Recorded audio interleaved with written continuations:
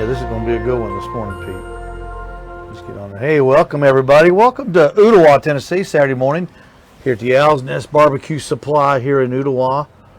You didn't watch the game last night? I didn't watch it. Sure did, Steve. Oh, they were so close. UTC losing by a point to the Fighting Illini of Illinois. They played so well up until the last 3 minutes, and they just, of course, Illinois played really good too. They're tough. That kid in the middle is a really good player for Illinois, and UTC just couldn't buy a bucket. They couldn't miss in the first half, Pete, and they couldn't buy a bucket there in the last 2-3 minutes. But good for them. They made it. Congratulations to the Mocs making it to the big dance, and hopefully they can build on that and make this thing a. It was a surprise to a lot of people. They made it as far as they did, but you know what? They did very well to get there. Hopefully it'll be an annual event. This morning we're going to be talking about grill grates, and I know everybody, you're thinking, oh, my grill's got grates, but what we're going to be talking about are these special kind. These are actually, the company is actually right down the street in Cartersville, Georgia. This is aluminum, and these sit on top of your grill grates. So they're grill grates that sit on top of your grill grates. And what you can do, you can use them. They make great steaks, chicken wings, chicken. What it does, it stops the flare-ups, Pete, of the meat when you put it on when you're cooking at high temperatures. They interlock just like so. So you can buy, say, two of these just like so. You can buy 2 of those. They're $25 each, so you'd be looking at $50 for both of those. And they put the flavor stripes on the steaks. We did some chicken, and I filmed that chicken, and I wanted to show everybody what I'm talking about. We did some chicken. I think it was Tuesday, because I made some chicken salad with it on Wednesday. There's what we're talking about, Pete. I put those are boneless, skinless chicken thighs. I cut them in 2. I cut the little part off of them. That's where we started cooking these on the grill grate. That's about 450 degrees I had the grill set on. So that grill grate's probably around 550 degrees. And we got them started. And then what I wanted to show everyone was after we got them going, after I flipped them. Now, no flaring up at all. Yeah, right I was just saying, what nice. happens now if I put those on my gas Genesis at 500 degrees? I'm going to be fighting the fire. I'm taking my beer, I'm putting the fire out, and it's just going to be a big deal just to try to keep the fire down. But when you use the grill grates, you don't get the flare up, you don't get the fire, and you simply, all you get are the flavor and the flavor stripes on whatever meat you're preparing. So what we're going to do this morning, we're going to do a steak out there. We've got the steak, we got the burrito cam set up out front. We're going to do a steak, the Green Mountain Grill. We're going to season it. And we're going to do them on the grill grates. We've already got them warmed up, and I'm going to show everyone how really neat that these things are. They're very affordable, and it's kind of just another tool in the toolbox, Pete. Another arsenal, so to speak, to make your food better. So you're not getting the flare up, which is going to give you kind of a bad taste from having it if you get it burned or anything. Right. Now you're going to get a very good taste, no fire to fight. Exactly. And at the end of the day, you're going to have a good looking, good product that tastes exactly like that. I tell you what, let's do. Let's go on out there. I'm going to flick to this channel right there. Pete and I, we're going to go out there to the front, and we're going to start this thing.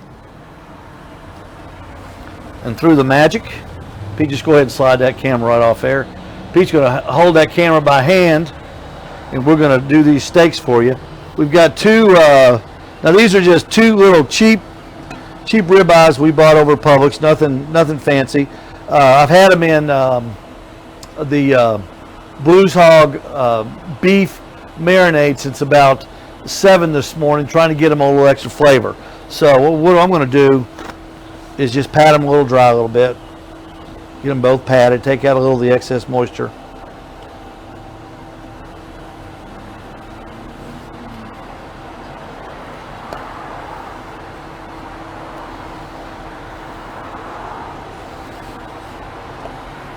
See, that was already coming that's already coming apart a little bit. But what I like to do on ours, I like to use the Butcher Barbecue grilling butter. Does that look all right, Pete? You think? Looks good. Yeah. The grilling butter. I like to use that as my binder. Shake it up real good. This is not. It's not really butter. It's a grilling oil, but it's very stable. You don't have to refrigerate it. Of course, it's easy to use. Just rub it on. I use that a lot, Steve. I use that on my steaks, and it is fabulous. It's we're going to go with the Butcher Barbecue Steak and Brisket Rub. It's my favorite. We've got all the Butcher Barbecue products here. We've also got all of Malcolm Reed's How to Barbecue Right, Killer Hogs products. We've got Meat Shirts. We've got Heath Riles. We've got Suckle Busters, and that's just to name a few. So if you have a certain kind of steak rub you like, I promise you, if we don't have it here, we've got one that will be close to what you're looking for. Now, I'm not one of those people, Pete. I don't just hit it a little bit. Most of this rub ends up in the bottom of the grill anyway when you're cooking.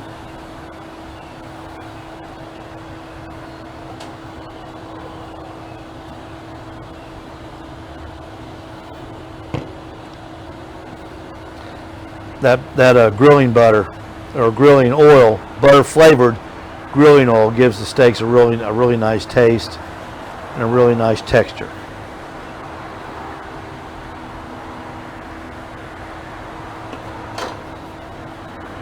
And if you get too much, just kind of shoot it off to the side.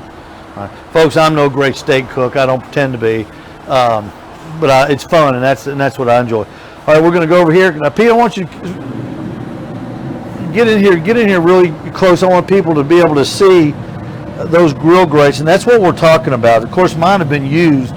Gosh, these are probably 3 years old, and I just like to check my temperature on them. All right, we're looking at 568 degrees in the middle, 607 to the right, 516 to the left, 590, 586, 583. So you can tell we've got plenty of heat to cook these steaks. And I'm going to show you what's so neat about this. Get a little duck fat and put it on there first.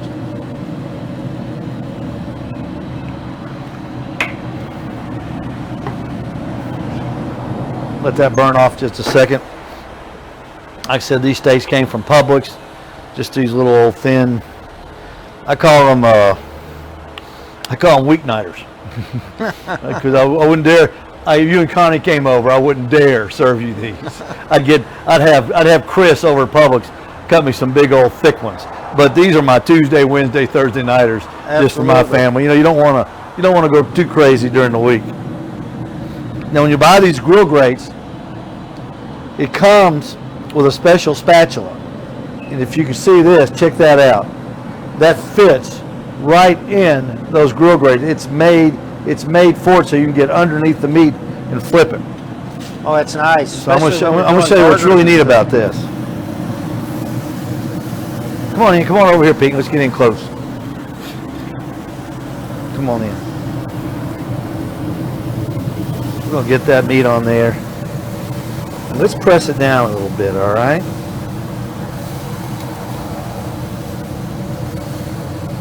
So you got that temperature up really good, so you're going to sear it pretty good right there. We're going to let those steaks stay on there. Oh, about a minute and a half. I recommend keeping a thermometer close, but I've done these little steaks so many times I really don't. I can kind of tell just by looking at them, how done they are. But and I'm going to use this. I'm going to use this again halfway through the cook and show you what we're going to do. But I'm going to, we're talking about these flavor stripes that these grill grates make on the steak.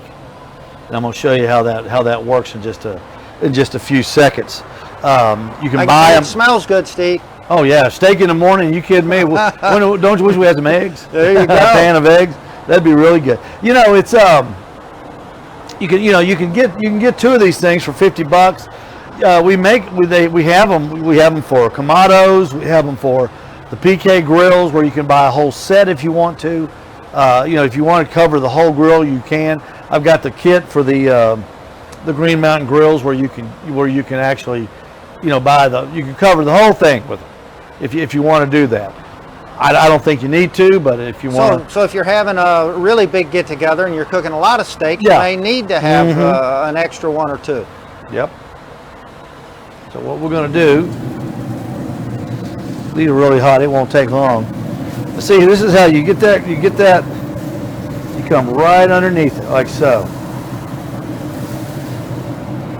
What I'm going to do is I'm just going to turn it just like that. And you're going to see something, when you have people over to the house,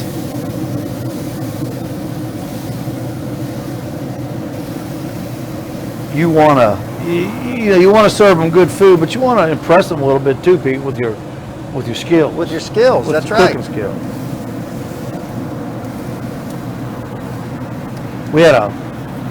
That's very unique that they came up with that design and that you're able to do that with those, because I don't know about you, but like if I'm cooking stuff on the grill and you're trying to get under there with just a flat, and try to peel it up, Can't do it. And you're ruining the meat. Yeah.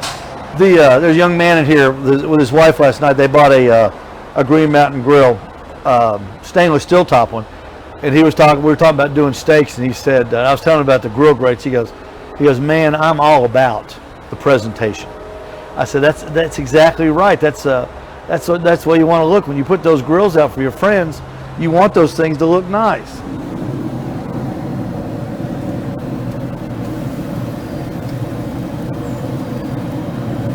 Want them to look special. But you can see, Pete, what I'm talking about. There's no flare-ups. None. We're not getting any fire. Normally, if I were to cook these right on top of the grill grates, right on top of that drip pan, that would be going down there and causing a flare-up. But then you got your smell. Then you got your beer, and you're trying to get the flare-ups out. With these grill grates, you don't need that. You do not need that. You could cook safely without the fire. You saw the video of the chicken. That's that to me, that says it all. You put, we load this thing up with chicken wings and cook them on the grill grates, and we cook at 450 degrees. Usually, if you're cooking chicken wings at 450 degrees, you better have a fire extinguisher standing by. Yeah. Because you're going to get all kinds of flare-ups. With the grill grates, you don't have to worry about that at all. So we just got about 30 more seconds, then we'll flip those over. Are you a one flip guy or two flip guy? One. That's all I am too. On steaks, I flip it about halfway from the time, depending on, again, where I want it, if it's medium, if I want a medium rare, or how I want to cook it. But doesn't matter which way, I'm still only flipping it one time. I'm a one flip guy too. But there's a lot of guys out there that flip those things back and forth, and they make a good steak. There's a certain method. Like what's my favorite thing to say, there's all sorts of ways to get to Chicago. All right, come on in here, Pete. Come on in here good and close. I'm going to get this one first. Now I want you to see this. Oh, look at those sear marks. Look at that. Look at that. See how they're cross-hatched? Same way with that one. What I like to do now, put a little bit of David Bosca's grilling oil on there. And I just like to touch it again just a little bit with a little bit more seasoning. Just a touch. But get in there close, Pete. Get in there close. That is really, really nice. If you can, get down and get a shot. I want to get a shot of the bottom of them and see how high those steaks are off the bottom of those grill grates to see how that works, how much air is under there. And that's why you don't get the flare-ups like you would normally do if you're cooking right on your grill over the drip pan. Those things are really, really nice.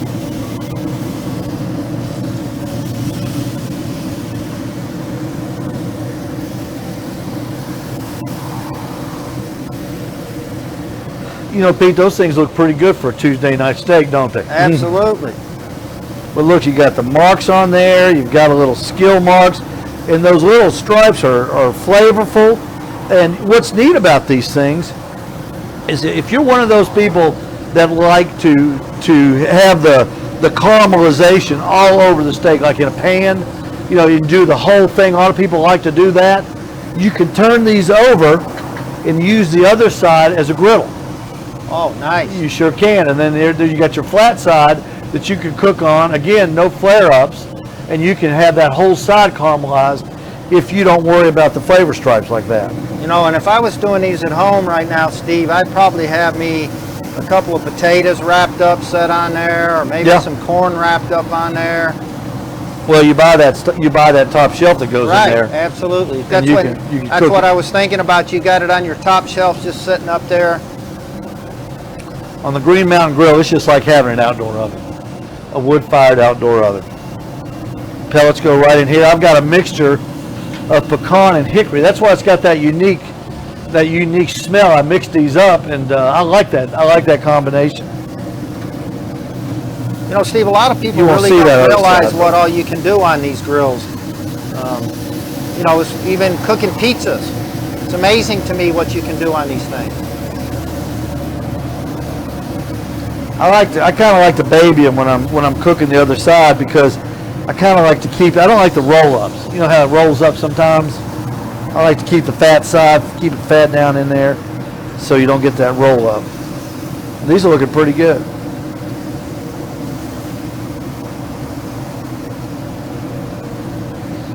Those have got 30 more seconds, and they'll be ready to pull off. And that's going to be the perfect medium rare steak. That'll be if I had my thermometer here, it'd be 125, 130.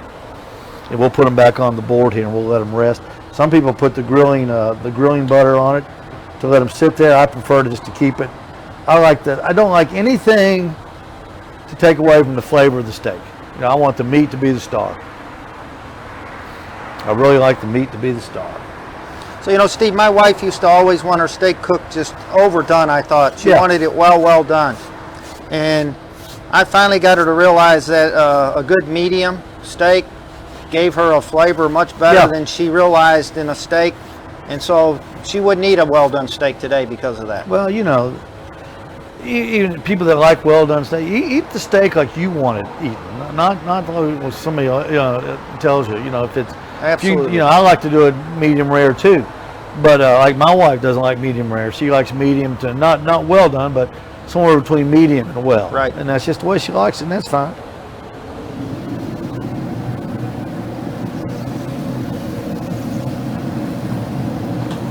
They're ready to pull off.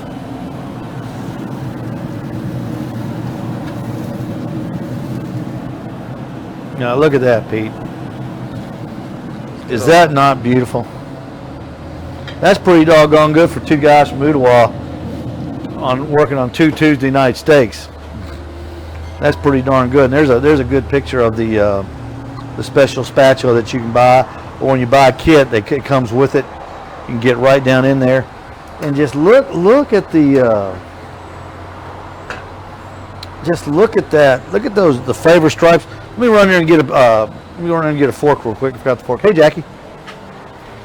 Of course, while we do our videos live, so we got Jackie's in here and her husband's in here, and we're just all having a big time. I bet I don't have a fork. Yep, there's one right there. How you doing, Gene? Everything good? Everything good?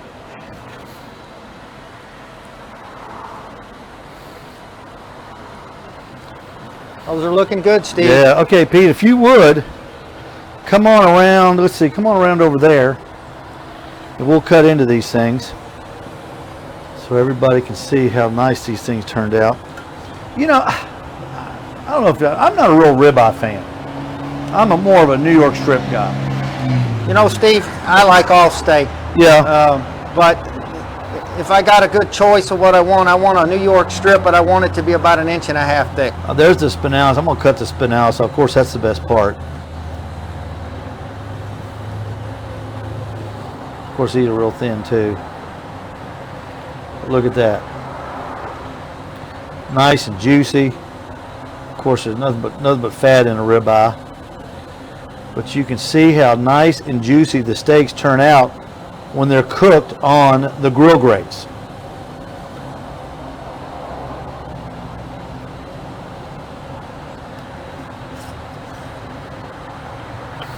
Hey, Jackie and Gene, come on out here, Gene. Jackie and Gene Myers, two dear friends of mine. That looks good. Green Mountain. Some eggs. Green. That's what I said. Go ahead and grab one of those, Gene. Try that. Yeah, we have those grates. They're awesome. Yeah. I've used them a couple times a week. It's good. Is that good or is that good? Good. So you recommend the butter or the one with the garlic? Doesn't matter. I use the butter flavor because my rub has garlic in it. Okay. And I didn't want to over garlic.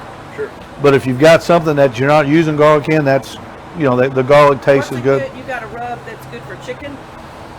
Yeah, we've got Fire Dancer, Eric Lee's Fire Dancer here. Does that mean it's hot? No, it's perfect. Savory, sweet, and heat across the board is Because I perfect. cook chicken, gonna start cooking chicken for the week, grilling it for the whole week, Uh-huh. use some lunches and things like that.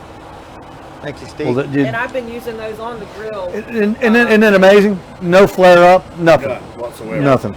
And I even put aluminum foil on my rack underneath, so all I do is have to pull that off Mhm. with all the drippings. And I do the same thing. That's what I was telling Steve. I put aluminum foil on There mine. you go, Just dig make in. it clean up Get you easier. another, And Gene. you don't get any mess whatsoever. Uh-uh. It's just a few minutes to clean up. You're done. Mm-hmm. Oh, Good good thing deal. grill. Get you another one, Gene. How long do you do them on each side? Probably 3.5 minutes aside. But what That's it. I wanted, I You're at turned them. 395, but it was hotter inside your. Yeah, I set it at 400, and I trained on average about 580 on the grill grates because you know it's anodized aluminum, so you're going to get more heat than you would if you didn't use them at all. Yeah, that's delicious. But those things are. That steak turned out really good. What It's steak is that steak? It's just I call it a Tuesday night ribeye. What it's thin. You know, if y'all came over, I told Pete if y'all came over for dinner on Saturday, like I was going to do steaks for y'all, I wouldn't serve these. I'd get Chris. I like that. I'd get Chris to cut us some big old New York strips. Right. But you know, you can't be rich every night of the week. You gotta economize sometimes. You know. What things are going Yeah, on. right now. So on Tuesday, this is what Tuesday, Wednesday, Thursday. This is what the family gets. That's a fabulous Monday. Tuesday, Wednesday, Thursday Yeah. meal, Yeah, isn't that's it? pretty good. 'Cause, I and- did eggs and biscuits this morning, and but I had one of those. Usually, I use the leftover steak the next morning. Yeah, so and it's you're good thinking, steak. what do y'all eat? What do you eat Monday? You know, Monday night's nacho night, nachos and cheese. Or breakfast for dinner. We do Yeah, that that's a go. Let's get in here, Pete. We're gonna cut this other one. That one's been resting a little bit more, so it's going to be more of a medium than it is medium rare. I've always thought it's really neat how steaks continue to cook even when they're just sitting down there. And that's a good point. A lot of people don't realize that. Yeah, when you rest, but this is going to still taste delicious.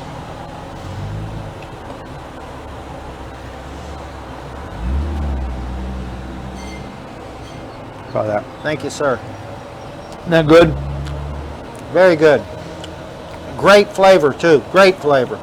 That's the, that is right there. That's the Butcher Barbecue butter grilling oil, butter flavor. We've got chipotle, we've got garlic, we've got honey, we got steakhouse flavors too, all in this product. The steakhouse is off chain. Talk with my mouth full.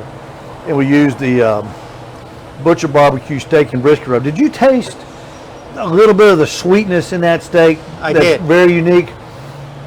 That's what David adds to his brisket and steak rub that makes it so unique. And I'll tell you something, Steve. I use that. I have that rub, and I use it on my hamburgers. It's great on hamburgers. Oh, it's good on everything. It's good on everything. Pete, go ahead and put that right back in the slider there.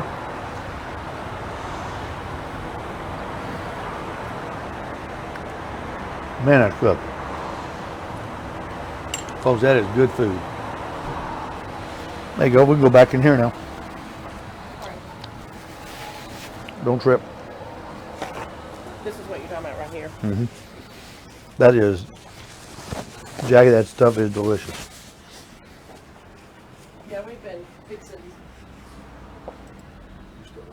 Yeah. We're back on. We're back live. So there's your grill grates. There's your grill grates right there, folks. If you like what you saw, we have these all kinds of different configurations. This is what they look like. This look like when they're clean.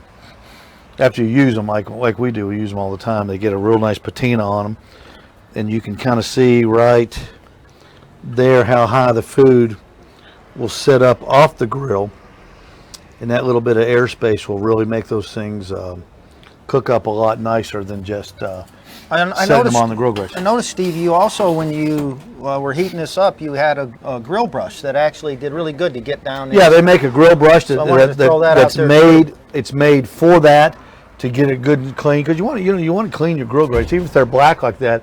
That's just the patina. That's not going to hurt anything, but you want to get the cruddies off of it, and that's what they make a brush that I have. When they make a scraper for it too, they even make a special cleaner for it. So we've got everything.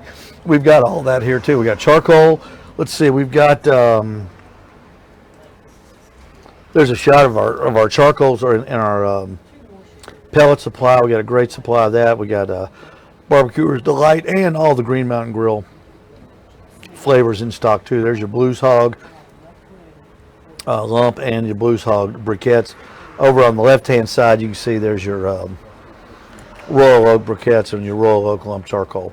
And we've even got the little fire starters. And there's the wall. That's our Malcolm Reed. I call that one wall that you see in the background there. That's our Memphis Mafia. We've got Mark Lambert, Malcolm. We've got Heath Riles over there. We've got Mojo Barbecue over there. All those guys from Memphis that do such a good job in the barbecue world. We've got all of their stuff here in stock. Well, that's it, folks. Thanks for watching, and thanks for listening to the Owls Nest Barbecue Show with us here on Saturday morning. We'll be here until 4 o'clock. I'll be here until 1:30. If you have any questions, please come on by. We'd love to talk to you. And we've got the grill grates in stock. Very affordable, a very affordable way. And if you get these things, you can be cooking this afternoon some of the best steaks you've ever cooked. Those were very good, Steve. Those are good. That's a good Tuesday night steak. Good steak. When you Connie come over, I'm gonna break out the dog. I'm gonna have Chris over at Publix cut me the big New York strips. All right. All right. And we'll hold you to it. All right, everybody. Thanks for watching, and come and see us. And we'll see you here next Saturday morning at 9 o'clock on the Owls Nest Barbecue Supply Show here on Facebook Live. Thanks for watching, everyone.